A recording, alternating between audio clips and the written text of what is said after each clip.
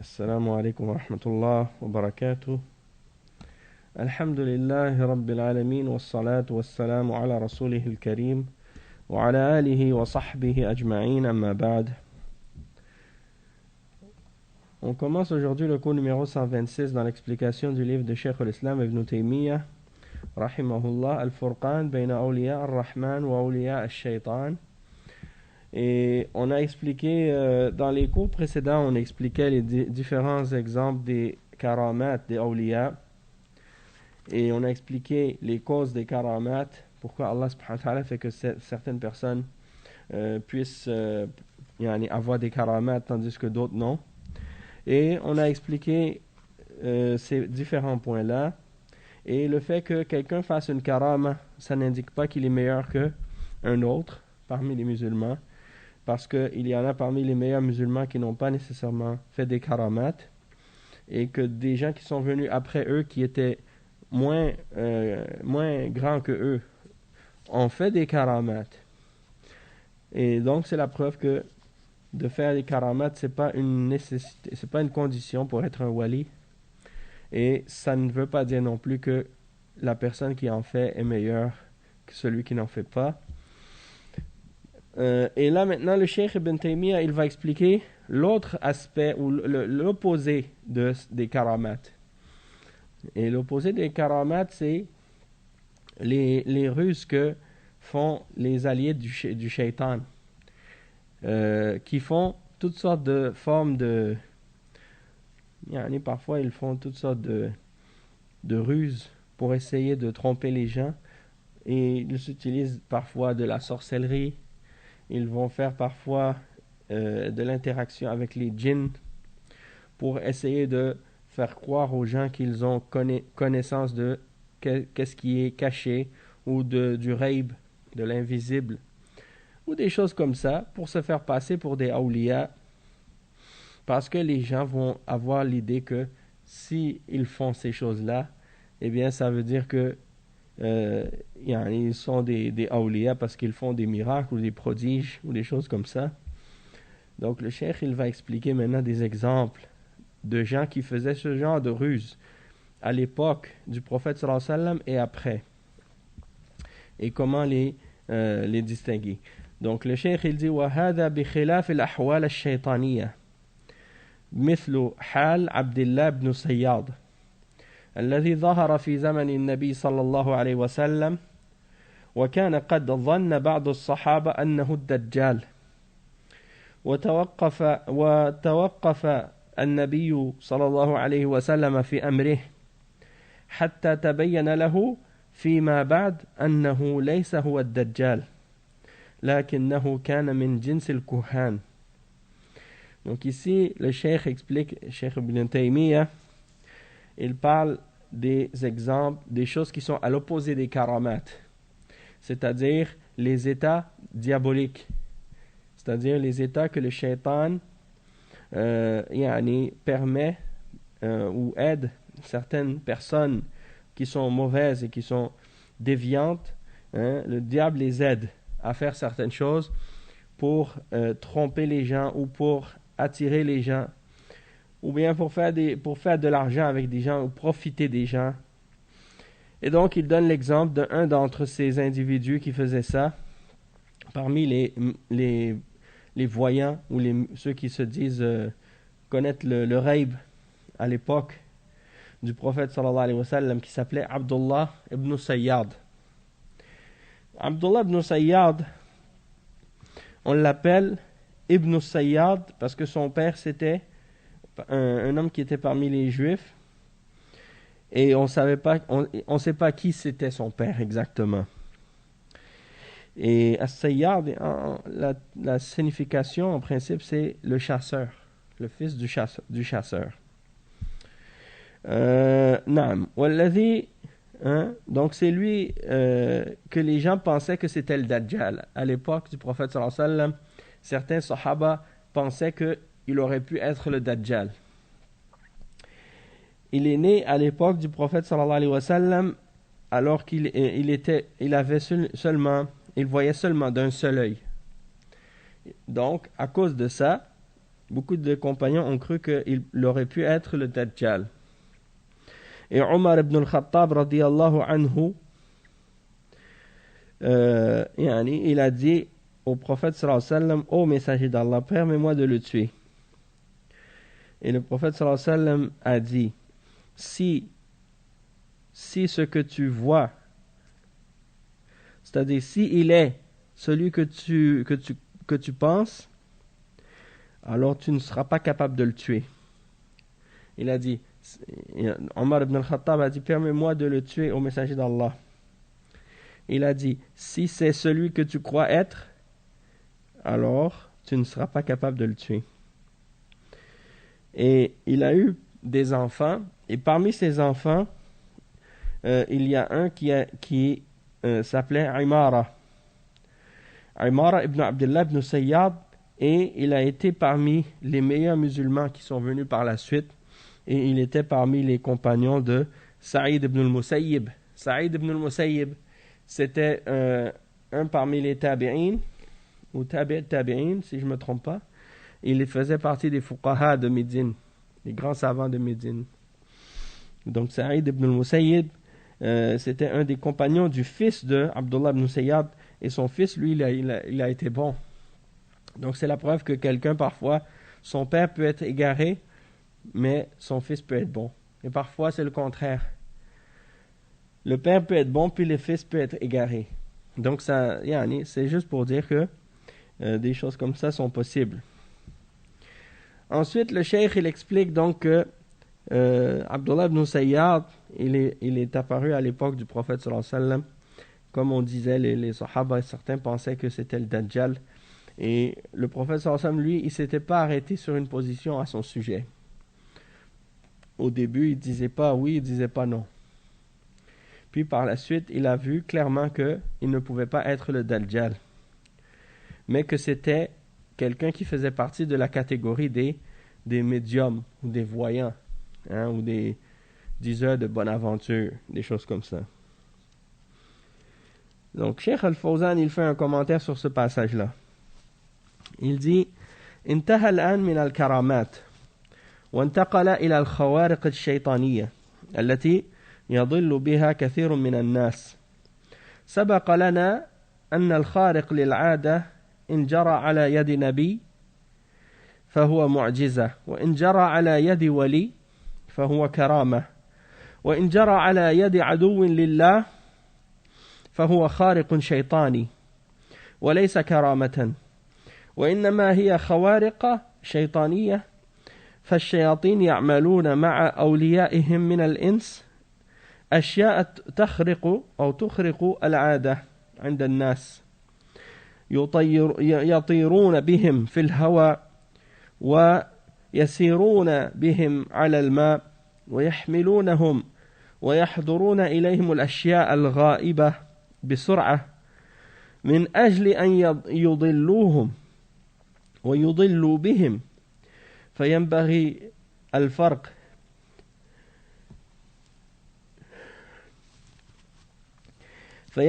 الفرق بين كرامة الولي والخوارق الشيطانية التي تجري على أيدي أعداء الله.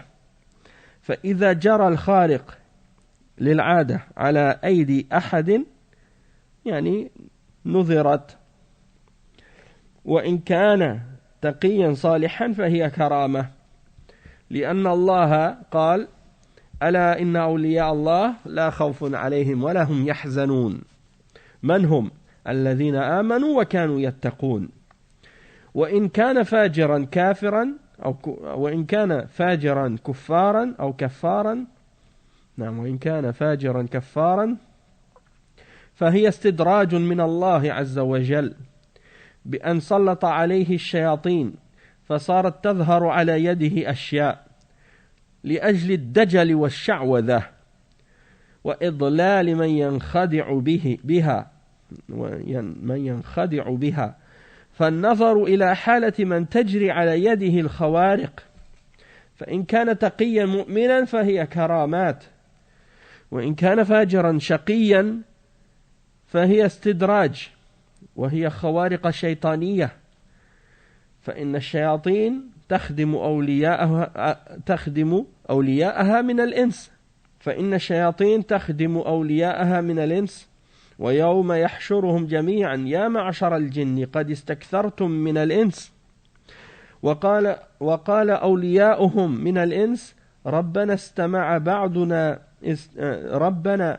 استمتع بعضنا ببعض فبلغنا أجلنا الذي أجلت لنا قال النار مثواكم خالدين فيها إلا ما شاء الله إن ربك حكيم عليم وكذلك نولي بعض الظالمين بعضا بما كانوا يكسبون فالله يولي بعض الظالمين بعضا بسبب كسبهم الكفر وإجرامهم في حق الله سبحانه وتعالى يسلط الشياطين على بني آدم لأجل أن يضلوهم ويصدوهم عن دينهم وهذا هو الاستدراج وهذا من الاستدراج ومن الإهانة وليس من الكرامة. Donc on va lire ça, qu'est-ce qu'on vient d'expliquer.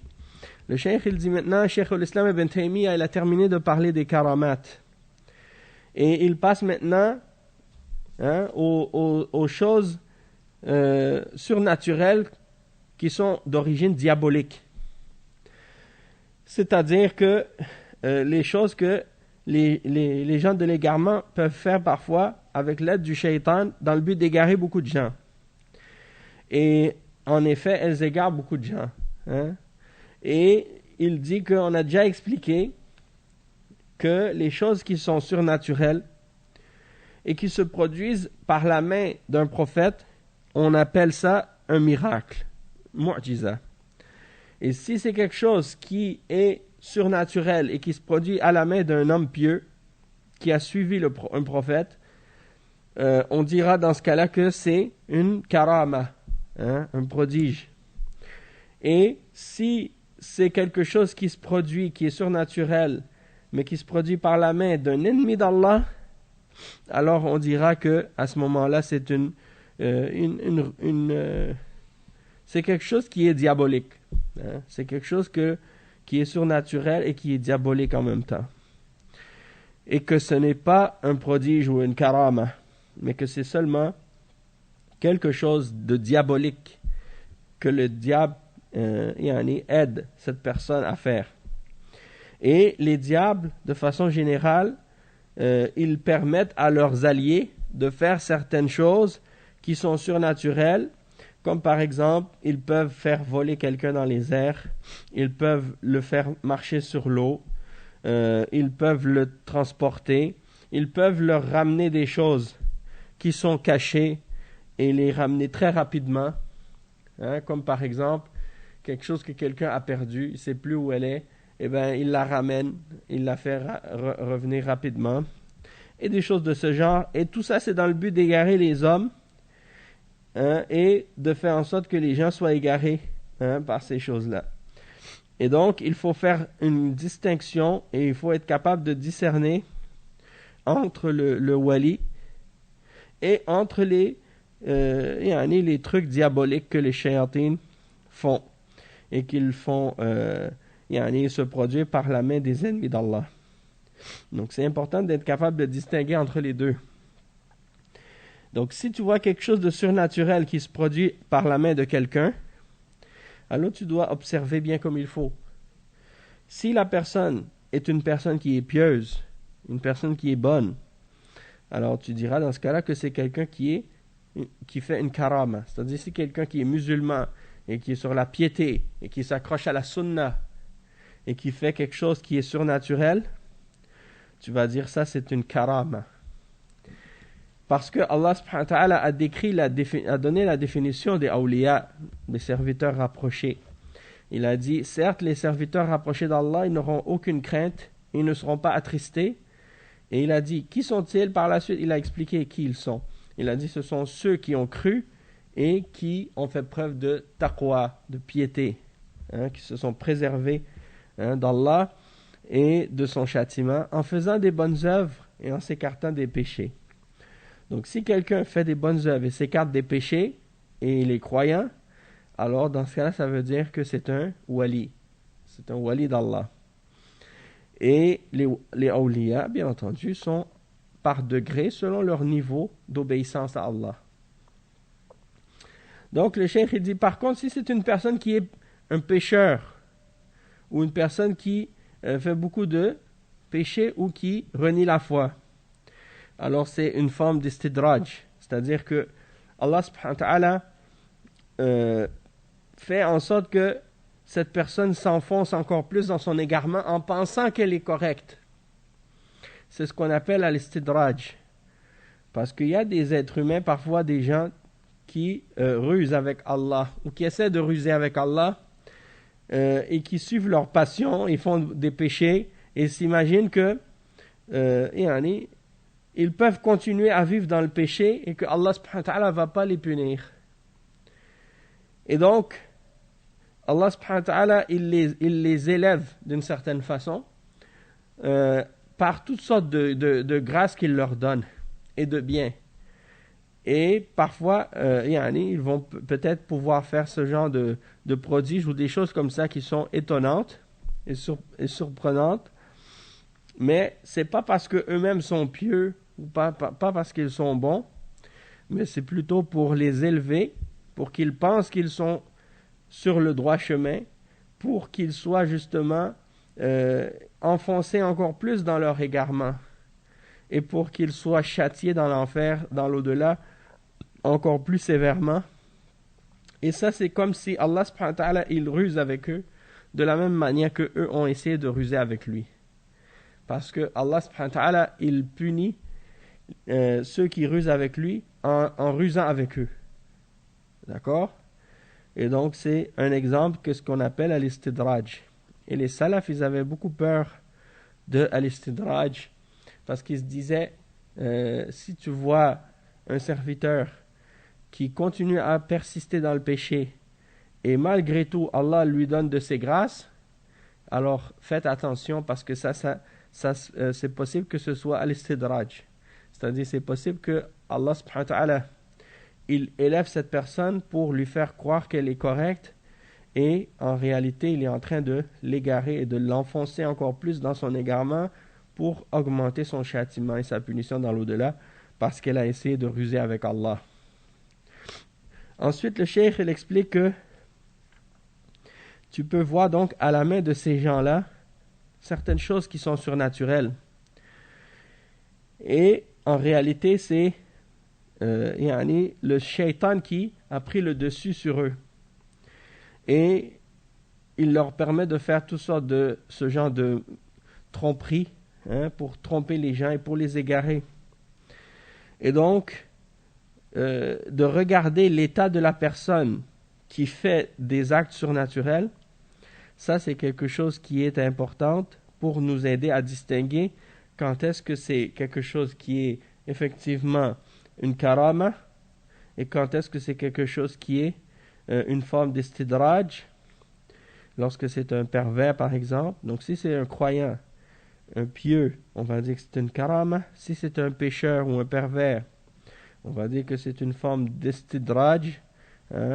Et si c'est des kuffars et des mushrikins, ou des gens qui font du shirk, même s'ils se disent musulmans, ou ils font du kufr, ou ils font du sihr, et qu'ils font des actes surnaturels, on va dire dans ce cas-là que c'est des ruses ou des actes diaboliques qu'ils font. Khawariq shaytaniya. Khawariq, c'est des choses qui ne sont pas naturelles et qui sont diaboliques. Donc des choses, des actes surnaturels ou des choses surnaturelles diaboliques. Et le cheikh, il dit que les shayatines aident leurs alliés. Les diables aident leurs alliés parmi les hommes. Et il cite un verset dans Surat Al-An'am, le verset 128 à 129. Donc, dans ces versets-là, Allah subhanahu wa ta'ala dit ce qui signifie: et le jour où on les rassemblera tous, et on leur dira: ô communauté de djinns. Donc Allah va s'adresser aux djinns, va dire, ô communauté de djinns, vous avez trop abusé des êtres humains. Et leurs alliés parmi les êtres humains diront, ô notre Seigneur, nous avons profité les uns des autres. Pourquoi? Parce que les hommes, ils demandent des services aux djinns, c'est-à-dire les shayatin, les égarés parmi les hommes. Ils demandent des services aux djinns en échange de services de la part des hommes, ou en échange de quelque chose de la part des hommes. Donc ça c'est la religion des sorciers et des gens qui font du sihr, des gens qui font de la magie ou qui ont ce genre de pratiques-là. On trouve ça aussi chez les voodooistes. Ils ont cette relation-là avec les djinns, d'échange et de donnant-donnant. Donc ils offrent des choses aux djinns et les djinns leur offrent des choses en échange. D'accord? Et donc c'est pour ça qu'il dit, Allah subhanahu wa ta'ala dit, le jour où on les rassemblera tous, ô communauté de djinns, vous avez trop abusé des humains. Et leurs alliés parmi les êtres humains vont dire, et leurs alliés parmi les êtres humains vont dire, ô notre Seigneur, nous avons profité les uns des autres et nous avons atteint le terme que tu as fixé, que tu avais fixé pour nous. D'accord? Et il leur dira, entrez en enfer. Il leur dira, l'enfer est votre demeure pour y rester éternellement, sauf si Allah décide autrement. Vraiment ton Seigneur est sage et omniscient. Ainsi accordons-nous à certains injustes l'autorité sur d'autres injustes, à cause de ce qu'ils ont acquis. Donc il donne le pouvoir à des injustes sur d'autres injustes pour les punir à cause de ce qu'ils ont acquis. Naam. Ensuite, le cheikh, qu'est-ce qu'il explique? Il dit, donc il dit que Allah subhanahu wa ta'ala, à cause de ce que les kuffars ont acquis comme mécréance, comme crime envers Allah, Allah subhanahu wa ta'ala donne le pouvoir au diable sur les fils d'Adam, à cause de ça. Et c'est dans le but de les égarer et dans le but de les obstruer de leur religion. Et ça rentre aussi dans l'istidraj, c'est-à-dire dans le fait d'élever la personne pour l'égarer plus. Et ça fait partie aussi de l'humiliation et du rabaissement que Allah subhanahu wa ta'ala leur fait subir. Et ça n'a pas rapport avec les prodiges ou les karamat des hommes pieux. Donc ça, c'est important de le comprendre. Ensuite, le cheikh, il continue l'explication du verset. Lorsque les hommes répondent, ô notre Seigneur, nous avons abusé les uns des autres. ربنا استمتع بعضنا ببعض كيف استمتع الجني بالإنس بأن الإنس خضع له وانقاد له وعصى الله وعصى رسله وانقاد للشيطان وهذا يستمتع به الشيطان ويفرح به ويستمتع الإنس بالشيطان بما يخدمه به من الأمور الشيطانية من حمله في الهوى والمشي به على النار أو على الماء أو إحضار الأمور البعيدة أو إخباره بأشياء يعرفها الجن ولا يعرفها الإنس فهذا من الاستمتاع الإنسي بالجن والعياذ بالله قال النار مثواكم خالدين فيها إلا ما شاء الله هذا مصيرهم يوم القيامة الشياطين ومن اتبعهم ومن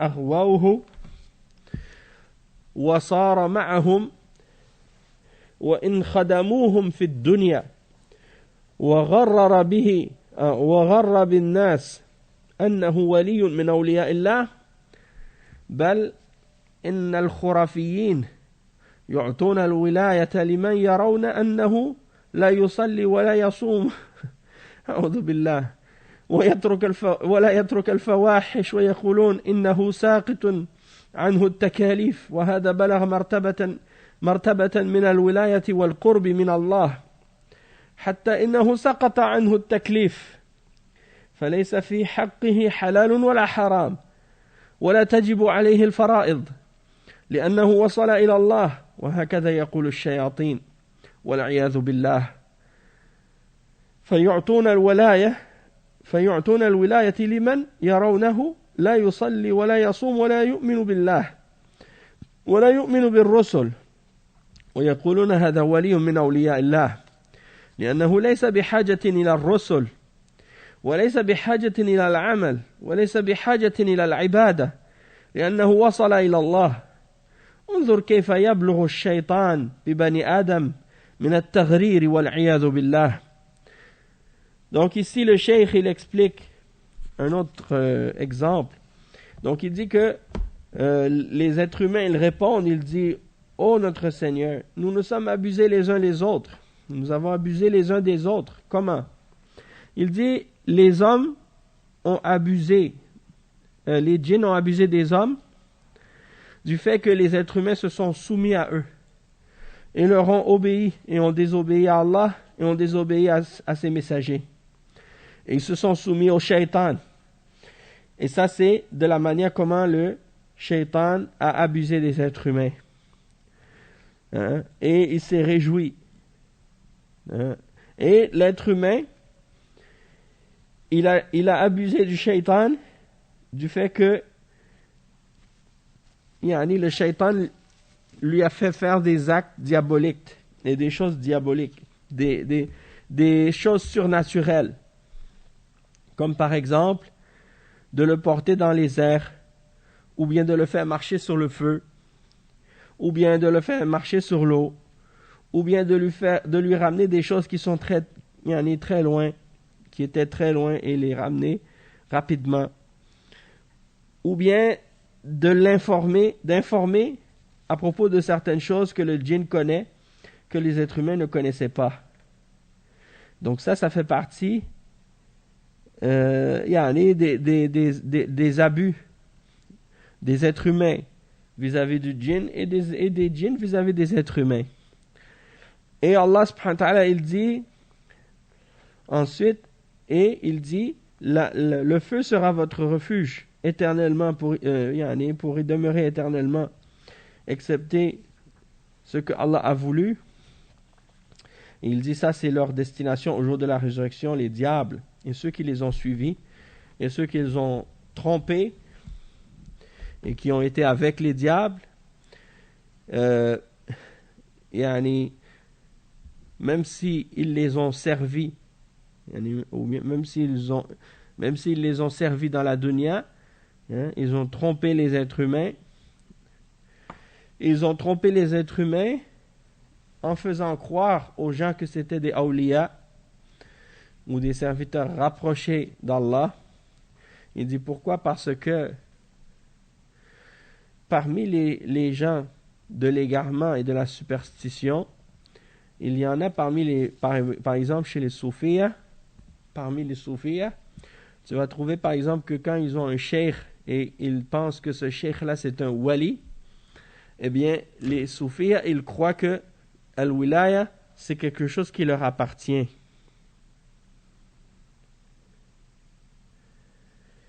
Et là, ils pensent que la wilaya c'est quelque chose qui leur appartient. Ça veut dire quoi? Ça veut dire que le wali, il peut décider de rendre wali qui il veut. Donc le cheikh par exemple, supposons qu'il voit quelqu'un, il lui dit bon, je te donne la wilaya, tu deviens un wali. Automatiquement il devient un wali. Et donc le cheikh il explique que eux ils pensent que c'est leur droit en fait. Ils pensent que c'est quelque chose qui leur appartient. Ils peuvent le donner à qui ils veulent, ils peuvent même le retirer à qui ils veulent. Mais ça c'est batil parce que Al-wilaya, c'est d'être rapproché d'Allah par l'adoration que tu fais et par le fait que tu t'écartes des péchés. Donc, ça n'a rien à voir avec quelque chose que tu peux choisir ou que tu peux donner ou offrir ou enlever à qui tu veux. Ça c'est de l'égarement de penser ça. Pourtant, chez les soufis, ça c'est comme ça. Même il y a des histoires dans les livres, Allah musta'an, dans les livres des soufis, il y a une histoire même qu'un cheikh il a donné le wilaya à un chien. Et puis le chien, supposément, il est devenu un wali pour les autres chiens. Et que quand il est mort, le chien, les autres chiens allaient à sa tombe pour l'invoquer ou l'adorer. Toutes des histoires endormies debout. Il y en a des histoires qui font aucun sens. Et eux, ils croient en ça. Nasallallahu al-afiyah. Donc, ils peuvent dire, par exemple, le cheikh ou le wali, il regarde quelqu'un, il lui donne la walaya juste par un regard. Et c'est comme ça que le cheikh, il explique, il dit, regardez qu'est-ce qui se passe avec ces gens-là. Ils peuvent même déclarer quelqu'un comme étant un wali, alors qu'il ne fait ni la salat, ni le jeûne, et il se permet de faire tous les péchés, tout ce qui est haram, malgré tout, c'est un wali. Et ça, on l'a vu dans certains pays musulmans. Il y a des soufis comme ça, ils ont cette idée-là. Le cheikh, il a dit, lui c'est un wali, écoutez-le, suivez-le. Alors l'autre, il ne sait rien de la religion, il ne fait même pas la salat, il ne fait pas le jeûne, tout ce qui est haram, il le fait, et tout ce qui est obligatoire, il ne le fait pas. Mais il est wali. Alors les autres soufis vont le suivre parce que le cheikh a dit que c'est un wali. Ils croient que c'est un wali. Et ils le traitent comme un wali. Hein? Même ils vont faire du shirk avec lui. Et ils vont prendre tout ce qu'il dit et croire en tout ce qu'il dit, même s'ils ne connaissent rien de la religion. Donc ça, c'est l'exemple de l'égarement de ces gens-là. Et tu trouves des exemples de ça chez les soufis.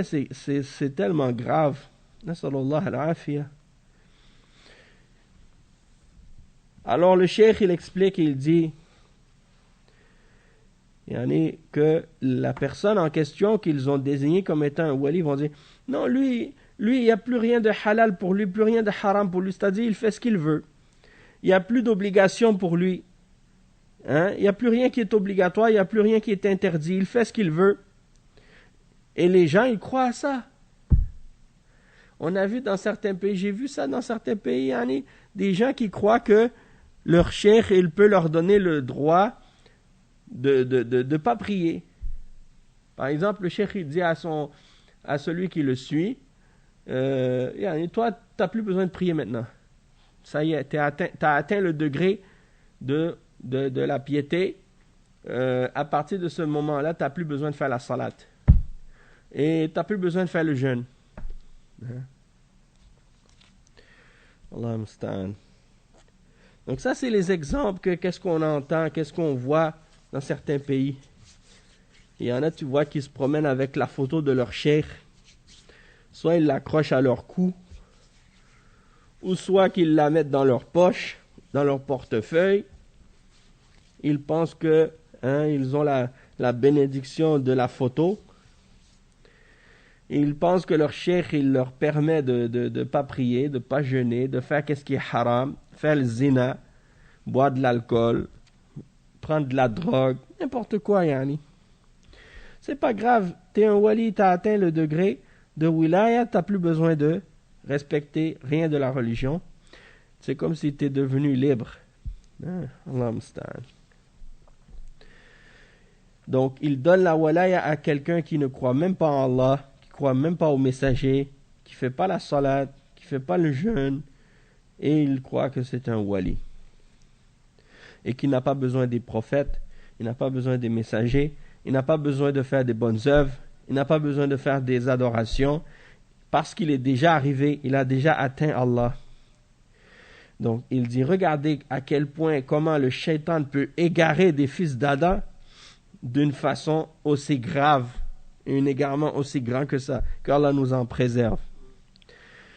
Le cheikh il dit Allahu Azza wa Jal قال ألا إن أولياء الله لا خوف عليهم ولا هم يحزنون الذين آمنوا وكانوا يتقون بهذين الشرطين الإيمان والتقوى فكيف يكون الفاجر الذي لا يصلي ولا يصوم ويفعل اللواط والزنا والفواحش ويشرب الخمر كيف يكون وليا لله مع أنه من أشد أعداء الله نسأل الله العافية.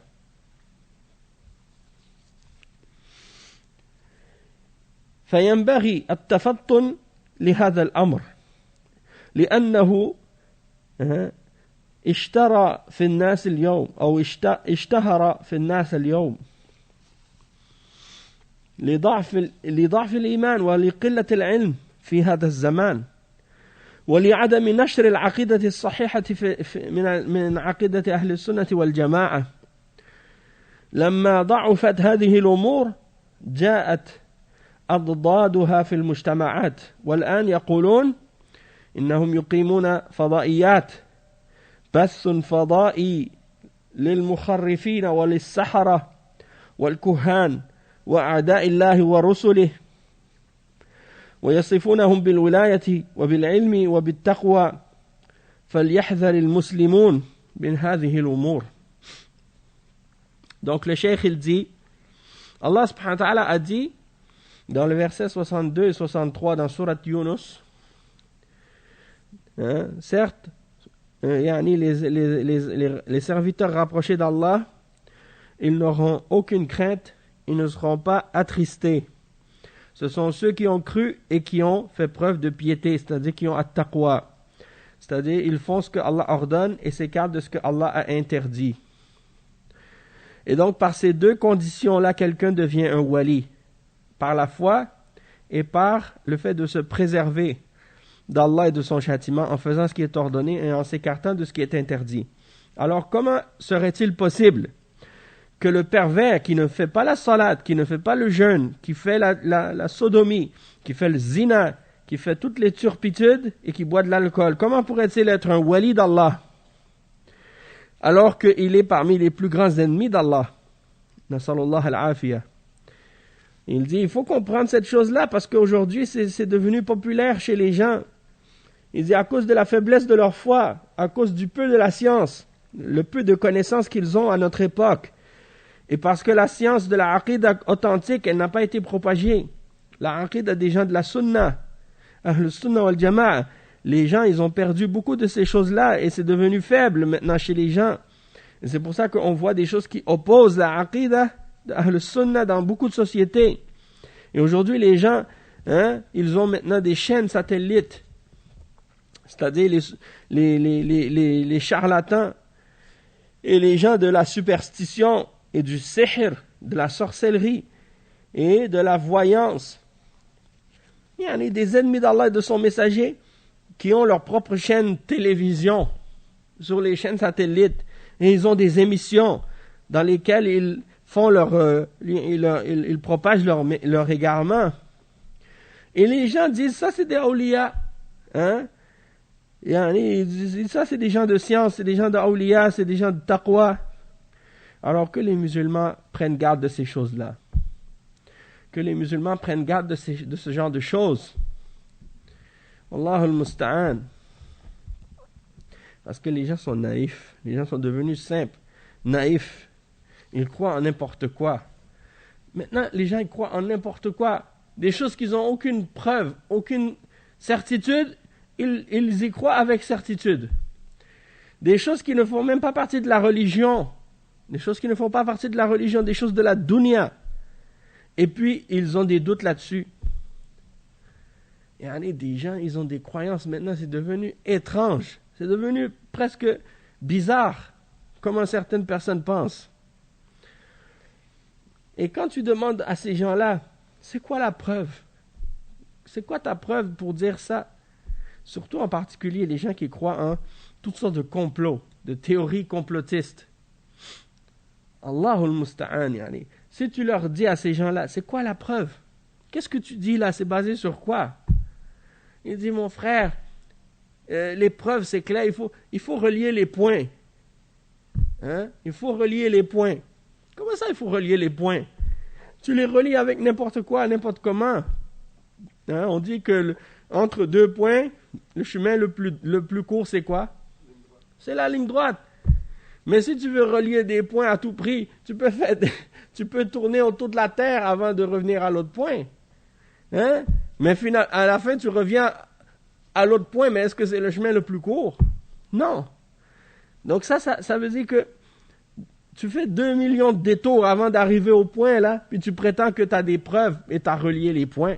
Quel point tu as relié? Tu n'as pas relié aucun point. Sauf avec ton imagination. Hein?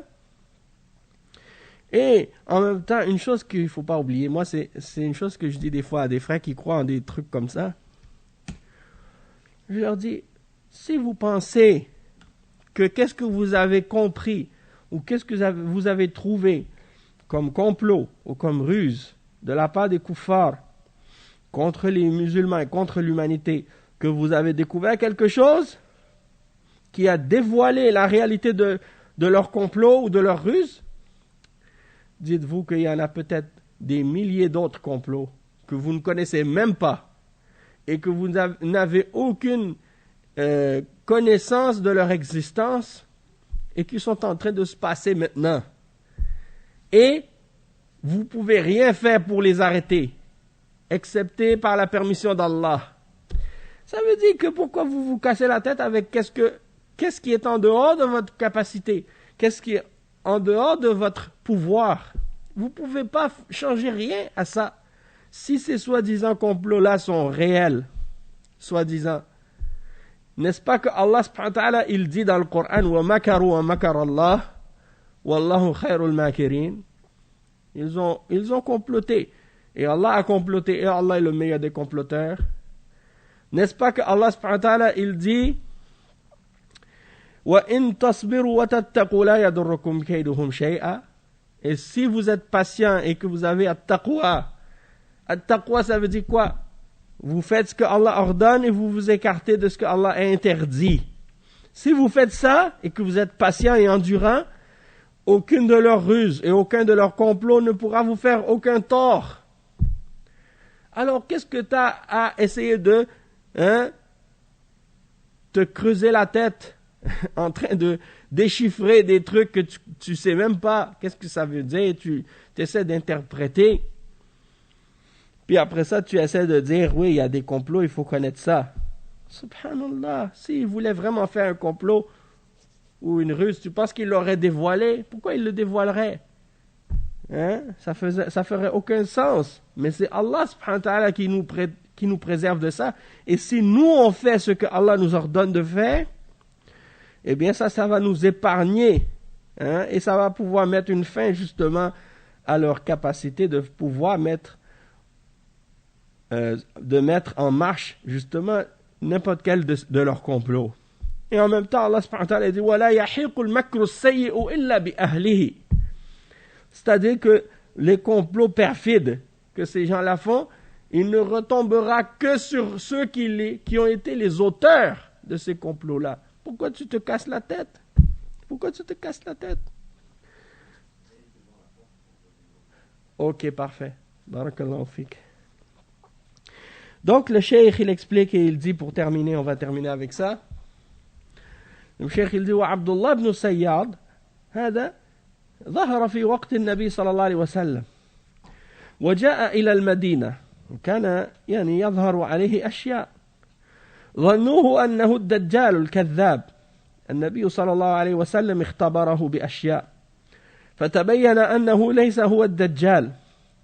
ولما قال عمر بن الخطاب رضي الله عنه دعني يا رسول الله أضرب عنقه، فقال النبي صلى الله عليه وسلم إن يكنه فلن تسلط عليه، وإن لم يكنه فلا خير لك في قتله. فتركوه. فهذا دليل على أن الخوارق تأتي على يد من ليس من أولياء الله. الدجال أكبر الكذبة وأكبر عملاء الشيطان. الدجال الأكبر الذي يخرج في آخر الزمان ويكون معه خوارق ويكون معه جنة ومعه نار ويأمر السماء فتمطر ويأمر الأرض فتنبت ويقتل الرجل ويمشي بين قطعه ثم يأمره فيقوم حيا. هذه خوارق لكنها خوارق شيطانية وتدجيل وكذب فلا يغتر بهؤلاء. Ça c'est un point important ici que le cheikh il dit. Il dit qu'Abdullah ibn Sayyad, il est apparu à l'époque du prophète sallallahu alayhi wa sallam. Il est venu à Médine et on a vu apparaître de lui certaines choses surnaturelles, des choses étonnantes. Et les gens ont cru que c'était le Dajjal, le grand menteur. Et le prophète sallallahu alayhi wa sallam l'a testé par certaines choses. Et il a vu clairement par la suite que ce n'était pas le Dajjal. Et il a dit à Omar ibn al-Khattab, radiyallahu anhu, il a dit au prophète sallallahu alayhi wa sallam, laisse-moi au messager d'Allah, je vais lui couper le cou. Alors le prophète sallallahu alayhi wa sallam a dit, si c'est lui vraiment qui était le Dajjal, alors tu ne seras pas capable de le tuer. Mais si ce n'est pas lui, alors il n'y a pas de bien dans le fait de le tuer. Si ce n'est pas lui, il n'y a aucun bien dans le fait de le tuer. Et ça, c'est rapporté par Al-Bukhari dans le hadith de Ibn Omar. Vous voyez la sagesse du prophète sallallahu alayhi wa sallam, comment il a répondu à Omar ibn al-Khattab. Il a dit, si c'est lui, tu ne pourras pas le tuer. Et si ce n'est pas lui, il n'y a pas de bien dans le fait de le tuer. Alors, ils l'ont laissé. Et ça, c'est... Pardon? Oui, c'est Isa qui va le tuer à la fin des temps. Après, le cheikh, il dit, ils l'ont laissé. Oui, parce qu'à la fin des temps, Isa va tuer le Dajjal. Et là, le cheikh, il dit ensuite, ils l'ont laissé. Et il dit, ça, c'est la preuve que même les gens qui sont parmi les ennemis du diable et qui ne sont pas des alliés d'Allah, ils peuvent faire des actes surnaturels. L'exemple, c'est le Dajjal, qui est le plus grand des menteurs et qui est le plus grand allié et le plus grand agent du shaitan, le grand Dajjal, celui qui va apparaître à la fin des temps et il va avoir avec lui plein de choses surnaturelles qu'il va faire. On dit par rapport au Dajjal, on dit que par rapport au Dajjal et ses caractéristiques, qu'avec lui, il va avoir le paradis et l'enfer. Il va avoir avec lui le paradis et l'enfer. C'est-à-dire, il va avoir un jardin et un feu. Et ensuite, il dit, il va pouvoir ordonner au ciel pour faire tomber la pluie. Donc, il va dire au ciel, fais tomber la pluie va tomber. Et il va ordonner à la terre de faire pousser les plantes, et les plantes vont pousser. Il va couper une personne en deux. Il va le tuer, il va le couper en deux. Il va marcher entre les deux morceaux, et il va le recoller. La personne va être encore vivante. Tout ça, c'est des exemples de choses surnaturelles. Mais ce sont des choses diaboliques. En réalité, c'est le shaitan qui lui permet de faire ce genre de choses-là. Et ça fait partie des mensonges. Et donc, les gens ne doivent pas être trompés par ça. Donc, si aujourd'hui, par exemple, tu vois quelqu'un qui arrive à faire des tours de magie, des illusions, des formes de sihr, il prétend de connaître l'avenir, ou toutes sortes d'autres choses comme ça, eh bien, tu dois savoir que ça, c'est des ruses du shaitan, et il ne faut donc pas te laisser tromper par ça, et que ça ne veut pas dire que la personne est un wali parmi les awliya d'Allah, surtout que tu vois que cette personne est une personne qui est dans le shirk ou dans le kufr, ou dans toutes sortes d'égarements et dans les bid'ah. Donc tu dois savoir que cette personne-là est aidée par le shaitan. Donc on va s'arrêter aujourd'hui à ce point-là. On continuera la suite au prochain cours, Inch'Allah. سبحانك اللهم وبحمدك أشهد أن لا إله إلا أنت أستغفرك وأتوب إليك وصلى الله وسلم على نبينا محمد وعلى آله وصحبه أجمعين والسلام عليكم ورحمة الله وبركاته.